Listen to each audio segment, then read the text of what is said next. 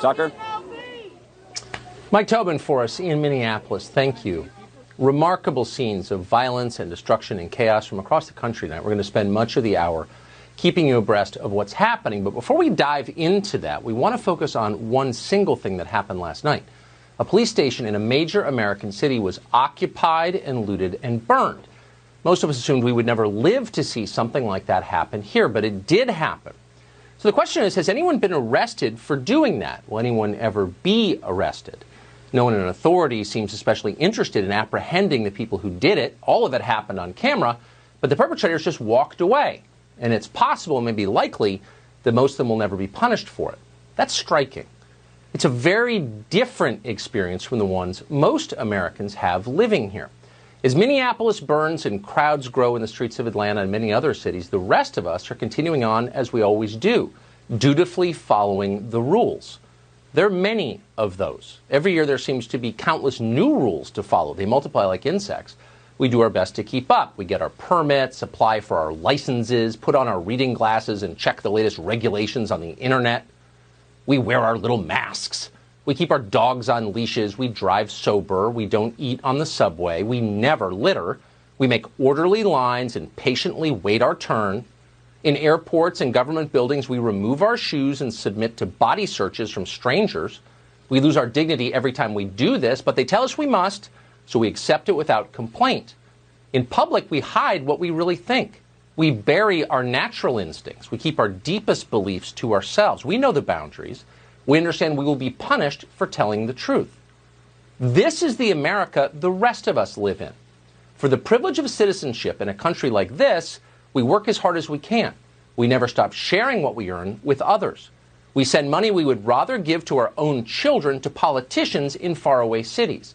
With that money, they make new rules. We follow those rules to the letter. That's what we were told to do as children. That's the deal we've struck. At least we thought it was. Now we know that other people have somehow negotiated a far better deal than the one we have. They get to ignore the rules. They don't believe in order or fairness. They reject society itself. Reason and process and precedent mean nothing to them. They use violence to get what they want immediately. People like this don't bother to work. They don't volunteer or pay taxes to help other people. They live for themselves. They do exactly what they feel like doing. They say exactly what they feel like saying. They spray paint their opinions on buildings. On television, hour by hour, we watch these people, criminal mobs, destroy what the rest of us have built. They have no right to do that. They don't contribute to the common good. They never have. Yet suddenly they seem to have all the power. This is hardly the first time something like this has happened in America. Spasms of destructive violence are a recurring feature of our history, in fact, of every country's history. The ideologues will tell you that the problem is race relations or capitalism or police brutality or global warming, but only on the surface. The real cause is deeper than that, and it's far darker. What you're watching is the ancient battle between those who have a stake in society and would like to preserve it, and those who don't and seek to destroy it. Underneath it all, this violence doesn't have that much to do with the behavior of the Minneapolis Police Department. For evidence, watch this tape. It's from the 1992 riots in Los Angeles. It was shot almost 30 years ago. It could have been shot this afternoon. It's not right! It's not right! It's not right what y'all doing! I came from the ghetto too! Same as all of you did! Why destroy my business? Why destroy my truck? Why steal my computer? I'm trying to make it! Could you understand that? The first thing you notice about that video, in addition to how overwhelmingly sad it is that it's not a racial dispute. The elderly man could be the grandfather of the young rioters swarming around him. But that's misleading. They are nothing at all alike. The old man is fighting to defend civilization. He's armed only with a hammer, but he's trying. The young men are working to tear it down. And those are the battle lines. They always are.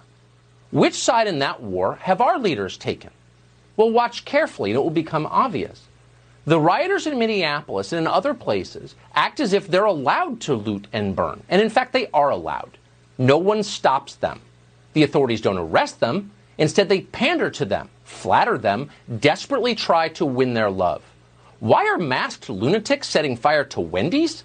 Because the rest of us are sinful. That's what our leaders tell us. The crimes of the mob are the punishment we deserve. That's their argument. And many seem to buy it. On a White House executive staff call just this morning, key domestic policy advisors Brooke Rollins and Ja'Ron Smith argued that it might seem racist to say anything about the rioting in Minneapolis. Better just to let it happen. So that's what they're doing. We should have seen this coming. When you express an opinion our leaders don't like, they call it violence. When criminals commit actual acts of violence, they call it speech. So the game is rigged. Why are the rest of us still playing it? We have more power than we think we do.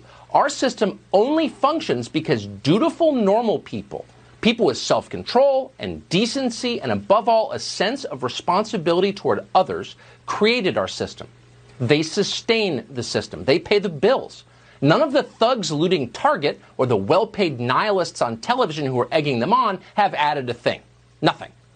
Yet all of the destroyers expect that this arrangement will last forever. And you can see why, because for them, it's been a very good deal. But what exactly are you getting in return for your contributions to this system? The authorities clearly don't care about you. The police won't show up to save your life, literally. During election years, sweaty politicians claim to be on your side. It's a lie. They're not.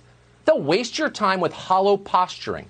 They'll feed you pointless symbolic victories and expect you to celebrate like you've actually won something. But when the mob comes, they're gone. You're on your own. That's true. Those are the facts. We can't change them. All we can control is our own behavior. Should you keep playing along with all of that? Ponder that the next time they demand you get a permit to put a deck on your own house. And think about it even harder the next time you write a tax check.